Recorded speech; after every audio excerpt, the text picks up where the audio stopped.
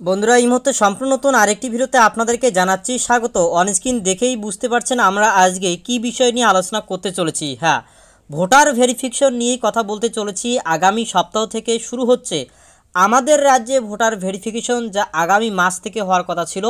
তবে না, কমিশনের পক্ষ থেকে ইতিমধ্যে জানানো হয়েছে যে আগামী মাস থেকেই আমাদের এই রাজ্যে ভোটার ভেরিফিকেশন শুরু হচ্ছে। অর্থাৎ এই সপ্তাহ, যে সপ্তাহ চলছে, আজকে মঙ্গলবার যে সময় ভিডিওটি রেকর্ড করছি, যদি আপনি এই সময় ভিডিওটি দেখে থাকেন, অত্যন্ত গুরুত্বপূর্ণ সময় হাতে আর বেশি নেই, কয়েকটা দিন, 3-4 দিন পাবেন। এরই মধ্যে আপনাকে কিছু ডকুমেন্টস আপনার হাতের নাগালে রাখতে লাগবে। বিশেষ করে আজকের ভিডিওটা এতটাই গুরুত্বপূর্ণ একজন ভারতীয় নাগরিকের, তা আপনারা ভিডিওটি শেষ পর্যন্ত না দেখলেই বুঝতে পারবেন না। তো আমরা আজকে কথা বলতে চলেছি বিহারে ইতিমধ্যে প্রায় 35 লক্ষ মানুষকে ভোটার তালিকা থেকে বাতিল করা হচ্ছে। কেন হচ্ছে, আপনার ক্ষেত্র হতে পারে। অর্থাৎ যদি আপনি একজন পশ্চিমবঙ্গ বঙ্গবাসী হয়ে থাকেন, সেক্ষেত্রে কি কারণে সেই নামগুলো বাতিল করা হয়েছে, আমাদের রাজ্যেও হতে চলেছে বা হবে কি কারণে, সেটি ইতিমধ্যে আপনার নজর দেওয়া জরুরি। পাশাপাশি আমাদের রাজ্যে যে হচ্ছে, আমাদের রাজ্যে কবে লাস্ট ইয়ার ধরে আমাদের এসআইআর করা হবে, অর্থাৎ প্রত্যেকে অবগত আছেন যে সালে লাস্ট এসআইআর হয়েছে, মানে যেটাকে স্পেশাল ইন্টেনসিভ রিভিশন বলা হচ্ছে, অর্থাৎ এসআইআর। এই এসআইআর ধরা হবে কত সাল পর্যন্ত আপনার ভোটার লিস্টে নাম থাকলে পরে আপনি ছাড় পাবেন। এই বিষয়গুলি নিয়ে স্পষ্ট আজকের এই ভিডিওতে আপনাদেরকে জানাবো। কাজেই ভিডিওটি যদি একটু লম্বা হয়, তাহলেও আপনারা প্রত্যেকটি সেকেন্ড স্কিপ না করে দেখুন। পশ্চিমবঙ্গ বঙ্গবাসী আপনাদের জন্য অত্যন্ত গুরুত্বপূর্ণ আজকের এই ভিডিও। সাথে জানাচ্ছি অবশ্যই একটি লাইক করে আমাদেরকে উৎসাহিত করবেন, যাতে করে পরবর্তী সময় এরকম ভিডিওর আপডেটগুলো, যদি খবরের আপডেট আসে, ভিডিওর মাধ্যম দিয়ে আপনাদের সামনে উপস্থাপন করতে পারি। তো চলুন আজকের এই ভিডিওটা শুরু করছি। ওয়ান স্ক্রিন দেখতে পাচ্ছেন, বিহারের পরেই পশ্চিমবঙ্গ। আগামী মাসেই বাংলায় ভোটার তালিকার স্পেশাল ইন্টেনসিভ বিজ্ঞপ্তি জারি হতে চলেছে বলে খবর ছিল। কমিশনের তৎপরতা অন্তত সেদিকেই ইঙ্গিত করছে। বিজ্ঞপ্তি জারি না হলেও আগামী সপ্তাহ থেকে এ রাজ্যে আনুষ্ঠানিকভাবে এসআইআরের প্রথম পর্বের কাজ শুরু করতে চলেছে কমিশন। তো আপনারা দেখতে পেলেন ইতিমধ্যে, আপনাদেরকে এর আগেও আমরা ভিডিও দিয়েছি, যেখানে অনেক মানুষ, হাজার হাজার মানুষ সেখানে আমাদেরকে উৎসাহিত করেছেন, আপনারা দেখেছেন।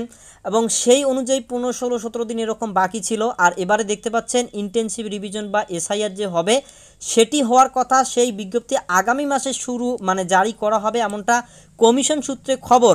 তবে সে হলেও ইতিমধ্যে তার যে পূর্ববর্তী কাজ, সেই পূর্ববর্তী কাজ বা আনুষ্ঠানিকভাবে এসআইআর প্রথম পর্বের কাজ কিন্তু শুরু হতে চলেছে। এখানে সেই উল্লেখ করা হচ্ছে, তো আগামী সপ্তাহ থেকেই কিন্তু শুরু হতে চলেছে আমাদের এ রাজ্যে।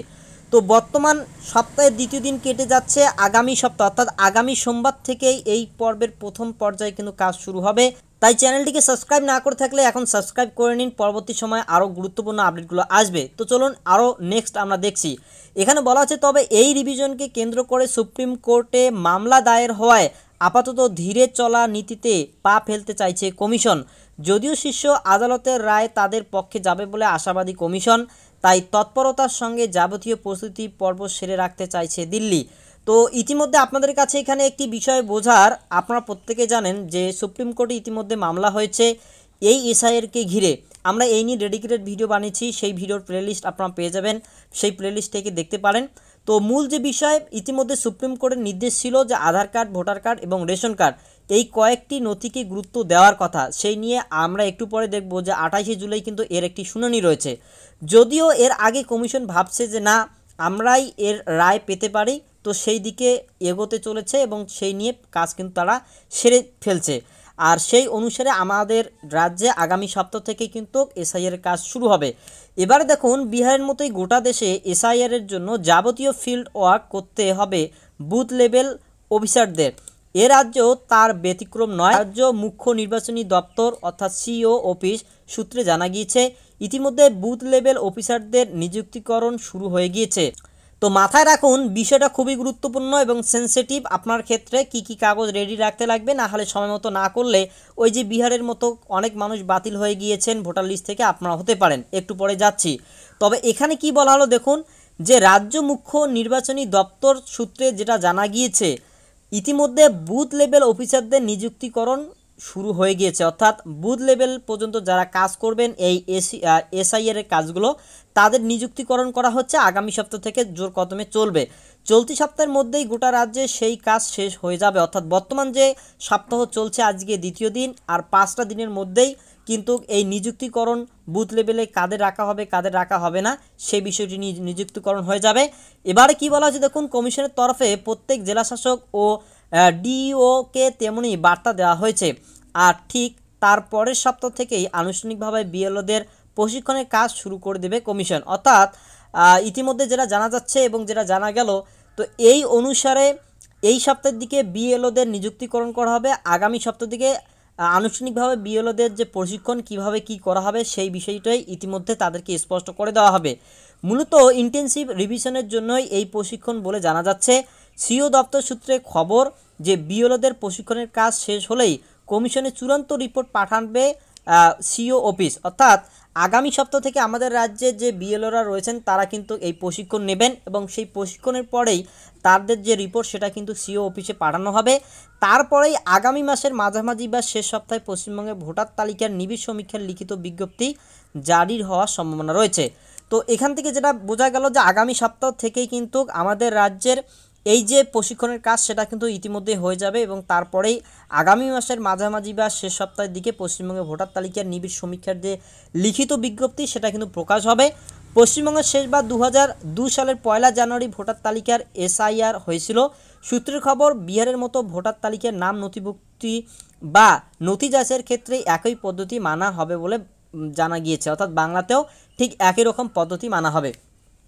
বিষয়টি আরেকবার ক্লিয়ার করি, 2003 ধরা হয়েছে বিহারে, আর আমাদের লাস্ট এসআইআর মানে যেটাকে স্পেশাল ইন্টেনসিভ রিভিশন বলা হচ্ছে সেটা হয়েছে 2002 সালের 1 জানুয়ারি।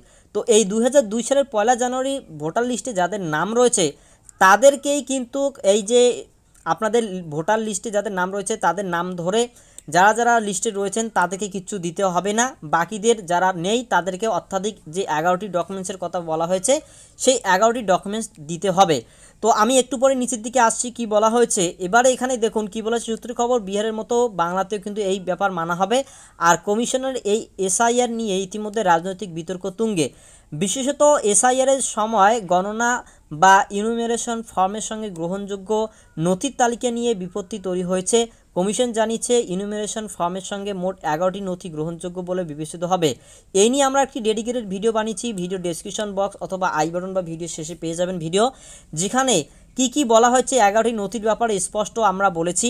সেই 11টি ডকুমেন্টস কিন্তু আপনাকে লাগবে। এখানে আপত্তি তুলেছে রাজ্যের শাসক দল তৃণমূল কংগ্রেস। তারা কি বলেছে, 2024 সাল পর্যন্ত তালিকাভুক্ত কোনো ভোটারের নাম যাতে বাদ না পড়ে এই দাবি জানিয়ে ইতিমধ্যে কমিশনের দরবার করেছে তারা। পশ্চিমবঙ্গের ক্ষেত্রে অবশ্য 2003 সালকেই ভিত্তি হিসেবে কমিশন ধরতে চাইছে। তো আপনারা দেখতে পারলেন 2003 সালকেই হয়তোবা আমাদের রাজ্যে ধরা হবে যে 2003 সাল পর্যন্ত যাদের ভোটার লিস্টে নাম রয়েছে তাদেরকে গ্রহণযোগ্য দেওয়া হবে এবং যাদের ওই লিস্টে নাম রয়েছে তাদেরকে কোনো রকমের কিন্তু অত্যাধিক ডকুমেন্টস দিতে হবে না, শুধুমাত্র ফর্ম ফিল আপ করতে হবে। এই নিয়ে আমরা ভিডিও বানিয়েছি। তো সেই ফর্মটি অর্থাৎ ইনুমেরেশন ফর্মটি ফিল আপ করে জমা দিলেই আপনার হয়ে যাবে। এদিকে দেশ জুড়ে এসআইআর নিয়ে কোনো স্থগিতাদেশ না দিলেও ইনুমেরেশন ফর্মের সঙ্গে আধার, ভোটার ও রেশন কার্ডকেও গ্রহণযোগ্য নথি হিসেবে গণ্য করতে বলেছে সুপ্রিম কোর্ট। তো আপনারা দেখতে পারলেন এবং আপনাদেরকে প্রথমেই জানিয়েছিলাম যে সুপ্রিম কোর্ট ইতিমধ্যে নির্বাচন কমিশনকে বলেছে যে রেশন কার্ড, আধার কার্ড এবং ভোটার কার্ড এই 3টি ডকুমেন্টসকে গ্রহণযোগ্য নথি হিসেবে করা হোক। যদিও এই বিষয়ে এখনও পর্যন্ত নির্বাচন কমিশনের পক্ষ থেকে কিছু বলা হয়নি এবং এই নিয়ে আগামী 28 জুলাই কিন্তু পরবর্তী শুনানি রয়েছে। আর সেই পরবর্তী শুনানি কি মোড় আসে সেটাই হচ্ছে দেখার। এই নিয়ে ভিডিও আসবে 28 জুলাইয়ের দিকে, যা আপডেট আসবে সেটাই আপনারা পেয়ে যাবেন। আজকের ভিডিও থেকে যেটা জানা গেল, আপনারা যেটা জানতে পারলেন সেটা কি জানতে পারলেন আপনাদেরকে শর্টকাট বলে দিচ্ছি।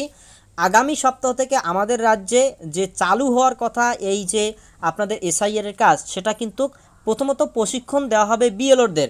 অর্থাৎ ধরে নিন আমাদের রাজ্যে শুরুই হয়ে গিয়েছে এবং সেই প্রশিক্ষণ অনুযায়ী যে সমস্ত বিএলওদের যেভাবে প্রশিক্ষণ দেওয়া হবে এবং সেই তালিকা সিও অফিসে কিন্তু পাঠানো হবে এবং তারপরে আগামী মাসেই কিন্তু এর যে বিজ্ঞপ্তি সেটা অফিসিয়ালি জারি করা হবে যা আমাদের রাজ্যে কিন্তু এসআইআর চালু হচ্ছে, কোন তারিখ থেকে কোন তারিখ পর্যন্ত চলবে এই নিয়ে বিজ্ঞপ্তি জারি করা হবে। এবারে আরেকটি বিষয় আপনাদেরকে জানাই, বিহারে ইতিমধ্যে তালিকাভুক্ত অনেক ভোটার নাম বাতিল করা হয়েছে। কি কারণে বাতিল করা হলো, আপনার নামও বাতিল হতে পারে কিনা এটি আপনারা আগেই জেনে নিন। পরবর্তী ক্ষেত্রে আপনার নাম কিন্তু বাতিল হবে না। আর বলবো আপনাদেরকে অবশ্যই ভিডিওটি একটু লাইক করুন, শেয়ার করুন, যাতে করে পরবর্তী অনেক আপনাদের বন্ধু সার্কেল সবাই কিন্তু জানতে পারে এই বিষয়টি। কেননা বর্তমানে যে ভোটার ভেরিফিকেশনের কাজ সেটা অত্যন্ত জানা জরুরি। এবার দেখুন, বিহারের ভোটার তালিকা থেকে এখনও পর্যন্ত 35 লক্ষেরও বেশি নাম বাদ পড়তে চলেছে। সূত্র মারফত এমনই জানা গিয়েছে। ভোটমুখী বিহারে চলছে স্পেশাল ইন্টেনসিভ রিভিশন বা এসআইআর। নির্বাচন কমিশন জানিয়েছে প্রায় 6,60,00,000 ভোটার রিভিউ ফর্ম পূরণ করেছেন, যা মোট ভোটারের 88.18%। 25 জুলাই পর্যন্ত ফর্ম পূরণের সময় রয়েছে। অর্থাৎ এখানে একটি বিষয় খুবই গুরুত্বপূর্ণ, যে ভোটার রয়েছে বিহারে, সেই ভোটারের 88.18% মানুষ কিন্তু শুধুমাত্র ইনুমিনেশন যে ফর্মটি রয়েছে সেই ফর্মটি কিন্তু পূরণ করেছে। আর 25 জুলাই পর্যন্ত এই ফর্ম পূরণ করার কিন্তু সময়সীমা জারি করেছে কমিশন। তো ইতিমধ্যে বলা হচ্ছে, কমিশন সূত্রে জানা গিয়েছে যে প্রায় 12.5 লক্ষ ভোটার মারা গিয়েছেন, যা মোট ভোটারের 1.59%। আরও 17.5 লক্ষ ভোটার বিহার ছেড়ে অন্য রাজ্যে চলে গিয়েছেন। আরও 5.5 লক্ষ লোক দুবার নিজের নাম ভোটার তালিকায় রেজিস্টার করেছেন। মনে করা হচ্ছে সব মিলিয়ে 35,50,000 মানুষ ভোটার তালিকা থেকে বাদ পড়তে চলেছে। তো বিষয়টি ক্লিয়ার বুঝতে পারলেন যে কি কারণে ভোটার লিস্ট থেকে বাদ পড়তে চলেছে বিহারের বাসিন্দারা। আপনার ক্ষেত্রেও ঠিক একই রকম আগেই জানতে পারলেন। বিহারে যা নিয়মকানুন মানা হয়েছে সারা রাজ্যে তেমন, অর্থাৎ আমাদের রাজ্য একই নিয়ম মানা হবে। তো বিহারের ক্ষেত্রে যে টাইমলাইন দেওয়া হয়েছে সেই টাইমলাইন 25 জুলাই পর্যন্ত, এ পর্যন্ত 88.18% মানুষ ফর্ম ফিল আপ করেছেন। এবং যারা করেননি তারা তো ইতিমধ্যে বাতিল হবেনি। বাতিল হওয়ার কারণ কি রয়েছে? অনেকেই মারা গিয়েছেন, আবার অনেকেই নিজের রাজ্য থেকে অন্য রাজ্যে চলে গিয়েছেন, আবার অনেকে দুবার করে ভোটার লিস্টে নাম লিখেছেন। তো একবার ক্ষেত্রে আপনার একবার থাকবে, বাকি আরেকবার দ্বিতীয়বার যেটা করেছেন সেটা আপনার বাতিল হবে। যদি আপনার ক্ষেত্রে আপনিও দ্বিতীয়বার যদি, অর্থাৎ একেরও অধিক আপনার ভোটার লিস্টে নাম তুলে থাকেন, মানে রাজ্য নয় বিভিন্ন রাজ্যে গিয়ে যদি আপনি তুলে থাকেন, সেক্ষেত্রে কিন্তু আপনার নাম একটি বাতিল হবে, একটি থাকবে। তো এবারে আপনি মনে রাখুন, যদি আপনি ভিন রাজ্যে গিয়ে থাকেন অবশ্যই টাইমলি আপনাকে বাড়িতে থাকতে হবে, পাশাপাশি ফর্মটি পূরণ করতে হবে। এবং যা 11টি ডকুমেন্টসের কথা বলা হয়েছে, এই 11টি ডকুমেন্টস নিয়ে আমরা অলরেডি একটি ভিডিও বানিয়েছি। ভিডিও শেষে একটি দেখবেন ভিডিও চলে আসবে, যেখানে কোন সাল থেকে কোন সালে জন্ম হলে কি নথি লাগবে স্পষ্ট আমরা বলেছি। সেই ভিডিওটি দেখে আপনারা বুঝে নিন। পাশাপাশি আরও গুরুত্বপূর্ণ একটি খবর আসতে চলেছে, যে মোট 4টি ডকুমেন্টস থাকলে আপনি ভারতীয় নাগরিকত্ব হিসেবে প্রমাণ করতে পারবেন। এই নিয়ে আমরা খুব শীঘ্রই একটি ডেডিকেটেড ভিডিও নিয়ে আসবো। ভিডিওটি অবশ্যই আপনারা বর্তমানে লাইক দিয়ে বন্ধুদেরকে শেয়ার করে রাখুন, চ্যানেলটিকে সাবস্ক্রাইব করে রাখুন। পরবর্তী আপডেট আসলেই আপনার নোটিফিকেশনের মাধ্যম দিয়ে পেয়ে যাবেন।